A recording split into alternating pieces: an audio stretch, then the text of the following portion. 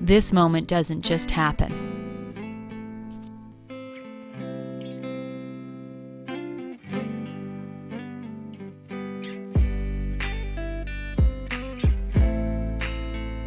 As we were working a lineup of smaller risers in the main run 30 meters downstream, the evening sun broke free of the clouds. The bright beams of light simply radiated, lighting everything to a glow. While the few fish before us were lit, the light beamed into the dark backwater in the top corner of the run, and what a fish it revealed.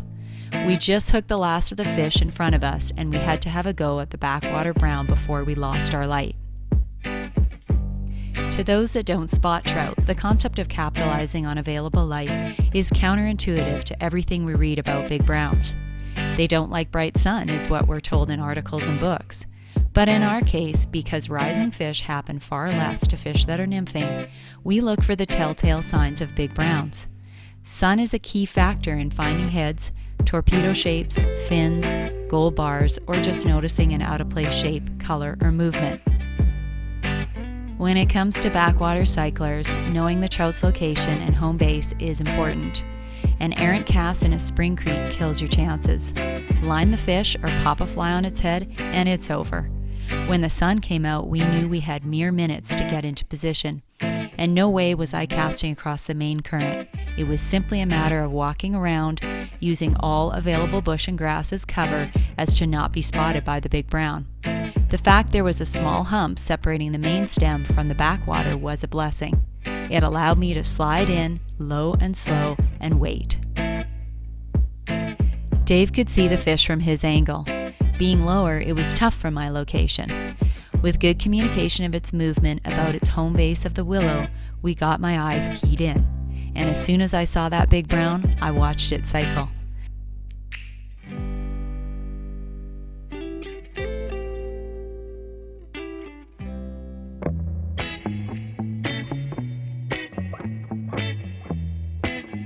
I waited for it to cycle around, nose into the willow before turning out to cycle the small bucket again.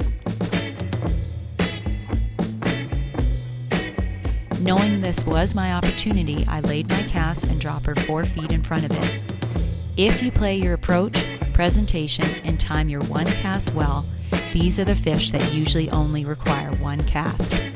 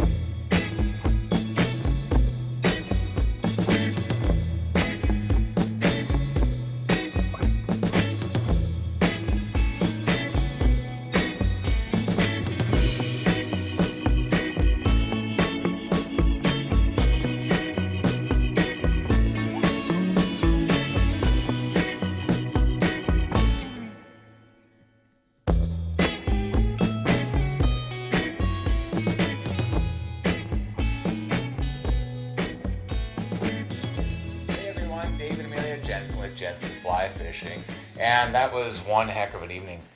When that sun came out, it was, like classic South Island, New Zealand on the west coast. Just a rainy go for weeks on end. And that day, I vividly remember looking at the weather forecast, and it's saying, mix of sun and cloud, and that's a classic, or actually mainly fine. Oh yeah. Mainly fine about the coast. What does that mean? Yeah, scattered showers along the ranges. So I remember that. It was cold. We were hoping that the sun was actually going to do what they said it was going to do. But yeah, when that sun came out, hey? Oh man, that just made such a difference. And in that particular spot where you saw that I was fishing, the sun came out, and the neat thing about that is that Dave was able to see, and he was able to see my fish. But the biggest thing that you want to look for in circumstances where you don't have sun is because you can be in backwaters, where you're actually prospecting, and maybe that water isn't crystal clear and you can't see into the water. when you don't have the sun, you're actually looking for, wakes, rises, dimples, that kind of thing. Or even tails, hey, like Yeah, that. even tails. Some of that stuff where that you'll see a shimmer, and then you'll just see the tip of a dorsal fin come out of the water, or tip Yes. of a tail, hey. Absolutely. And that just, those are your tip offs. And so when I was in position, even though, we were actually quite a distance apart in that Oh yeah, circumstance. And, to touch on a slightly different topic is the fact that actually having a buddy where you can, in certain circumstances, especially if you are sight fishing and you can see the fish, which is this was that kind of circumstance. Having that buddy is so critical because I know even when I was getting into position with our friend Brandon, we needed Dave to tell us when this fish was actually coming right into that backwater spot because it was a tight yeah, spot, it was a narrow yeah. pocket, and we wanted to make sure that we weren't in motion, Oh yeah. I mean, if so the fish is circling around like that and comes back down, staring at you, and going, yeah, hey, what's that good elephant luck. doing there? Yeah, exactly. So Yeah, it's over. but the one key thing I wanted to say on that is, okay, so the creek came in like this, hit the wall, and came out like that, and there was 1, 2, 3 fish in a row, and they were nice fish. I mean, Yeah. 3, 4 pound browns, kind of 22, 25 inches, whatever. And while you and Brandon were engaged in that run of fish, because I'm on the camera, and this is something that I do all the time. When in video, what a lot of people don't see, even when I'm fishing, if I catch a fish, I'm looking as I'm fighting that fish. I'm not just focused on the fish I'm fighting. Nah. And this drives you nuts all the time because I would say out of every 10 fish that I'm hooked up on, Yep. I'm not looking at the fish that I'm hooked up on while I'm fighting it. I'm looking over there. I'm actually looking with my eyes to the next likely trout spot. Yeah. And while I'm fighting the fish, I'm actually angling the fish away. If I see something, see a fish, see something moving, or see something kind of weird, or I can't see what's in the pocket upstream, I'm just cranking on my rod to try to direct the fish away from that next spot because, well, if you fish big browns, you're only going to have a big brown in this spot or that spot, and they're going to be in those spots. Same thing with big rainbows. Yeah. So while you guys were focused on these 3 fish in the main run, there's that backwater up top there. And I was like, you know what, I'm on camera. And as soon as that sun came out, I'm not sure if it was you or Brandon. I think it was Brandon that had the last go Yeah, it was. on that last fish in the run. Yeah. And as that sun came out, it was like, You could see it plain as oh yeah. day. Yeah. And It was you're like a Smurf with a big red headlight. well, It was and we like, knew we had limited sun, right? So, when the clouds are coming in, you got limited sun, you got to get on it right away. have to. And so that's when, hey, you gave us direction to get over there, get in position, and yeah. Timing is everything. And timing is everything. It's critical. It's actually critical when it comes to obviously the position, like I just talked about. When you want to move, when you don't want to move. I think the biggest thing too is once you actually get into position, decide on that cast and decide, for example, in this particular fish, I actually chose to do an overhead cast. I knew about how much line I needed to pull out of my leader, which was very little. A shorter cast is best in these situations because, again, you can have far better accuracy, far better control. And I knew how much to take out of my rod and be ready. In other circumstances, sometimes where it's really tight and bushy, you might be doing a bow and arrow. The key thing is decide on that and stay into position, ready to do it. Have that fly in one hand, have your rod in the other, have the amount of line out you need, because what you want to be focused on is just like watching that fish cruise up and really watching it cycle, seeing where it's going, because the timing again of the actual cast is really critical. Yeah. In some situations, right? Yeah. Oh, you huge. actually want to pre-cast. If it's really calm water, it will depend, because if it's really calm water, you want to make sure you get a precast because you don't want to disturb the That's water. right. And you just want to have that nymph, hanging there, and or your dry fly if you're just going pure dry. In this circumstance, I didn't actually even tell anybody, but I got that fish on the nymph, and it was only about 10 inches to a foot down. The reason for that is in this particular backwater, lots of weeds and lots of debris. And again, the reason for the short cast is you got to get accuracy, right? You got to hit that really small pocket that might be between weed patches. And that's what doesn't actually show on the video, because the fish is this gold bar on this dark water. Well, the water was only about this deep above the weed bed. And it's just this mat of really dark weeds. So it looks like it's just this black hole of water. No, it wasn't actually that deep. It was just this bog layered over with dark weed. And that's why that fish showed up so well. Oh, exactly. And so you couldn't go deep, right? No. And the other thing too is that when you hook up, and the whole reason for me going for a short dropper too, is that I didn't want to hook up on, I had to precast, and I didn't want to actually hook up on the weeds.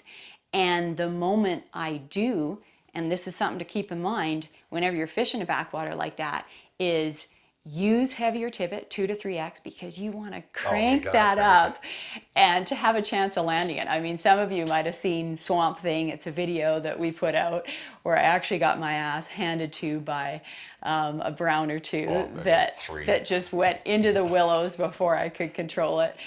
You win some, you lose some, right? Into the weed beds, Yeah, or into the weed beds, sorry. They just took and dig. And, like, and that was a day too. But to your point, coming on timing, if you're here and you're facing, in this case, in this specific video's case, you're on this little, basically the end of land, the point of land, and the current of the main creek's here going that way, and you're just in this backwater, if you got to pick, I mean, this fish, this fish is literally, you're going like this on a horizontal plane. If that's what it's doing, at what point do you want to put that cast in there? As that fish turns, you don't want to cast there because the take is going to be right at you. You want to, you got to make sure that it's kind of at least coming this way and has a chance at turning the other way. And, you have to make sure it's not a pure downstream take, because as we talk about so often, that mouth, if I put the fly here and the mouth comes like that, facing right at the camera, or, you guys watching, well, what's going to happen? You're going to set the hook and whoop, gonzo. Yeah. And which leads into point number 2 is you have to balance that with, making sure the take is drawing the fish away from all the bush across the creek. If you can get the fish to come around, take the fly, and turn away from you so you can get a good hook set, that fish now is a rod and a half length away across the creek from the worst of the hazards, which are all the willow branches that are, basically sticking to the water. And if your tippet gets into those willows and you're dry and catches a branch, well, the fish, you got a 5-pound, 6-pound, 4-pound brown going like this, dangling on a little piece of string. Well, you know what's going to happen. And you did a heck of a job in that one. Yeah, it worked out well for me. I mean, I was able to crank it above those weeds, and, it was a situation where I was able to lead the fish, and the timing was right on it. And so, yeah, hey man, I got, I used some smarts, but I also got lucky. And so, yeah, no, what an epic time. I got a question for you. Okay. In terms of, let me see here, sighting the fish, and your approach to the fish, getting into the right position, and then being able to see the fish cycling and making your best cast, which one of those factors do you think was most important in that fish in order to catch it? That's an on the spot. We didn't actually talk about this before we started recording, so. Yeah, that's a lot of different timings, and I think that's something to consider. Personally, I think I'm really big on approach, and presentation, I think, comes next for sure. Timing's a funny thing though, because every fish is a project. You've heard us talk about that before, and every fish will do something slightly differently. Not every fish in these circumstances, I'll tell you, will respond to the lateral line. You've heard us talk about the lateral line, and not every fish will do that. And so, yeah, timing you know, even though I led the fish and I had that fly on the water before it came through, I had watched, and I think that again, observancy is number one, Yes, number because one, I yeah. had watched that cruising cycle and I knew when it was going to reach the spot that was my best place to put that cast. Yeah. And, you know, I did it in, you know, with enough time, Yeah. but not too much time that I'd spook it. So, you And know, this it's is obsessive stuff, yeah, eh? right. Yeah, I it's mean, just crazy. you have to have a go. But At the end of the day, you have a just go. it. So, So in my world, for me, it's in you know, answering my question of you as you're answering it yourself, it's approach and timing. And timing, you know, if you don't have the approach, it doesn't matter. If you don't get into the right no, spot, you ain't ever it's gonna. over before it starts. That's right. You're going to Yeah. swoop the fish, or you know, he's going to cycle around. He's going to see it, and he's gone. And timing is, for me, it's the timing of knowing when to put that cast where. And that cast, honestly, you touched on this. It doesn't matter what cast that was. You could have made a whole bunch of different casts as long as that fly arrived.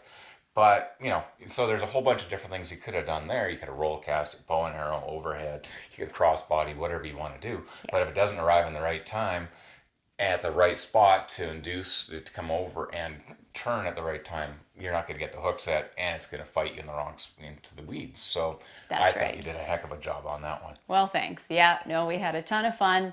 If you guys like this video, please give us a like. We always appreciate the comments. We will respond, and please subscribe to our YouTube channel.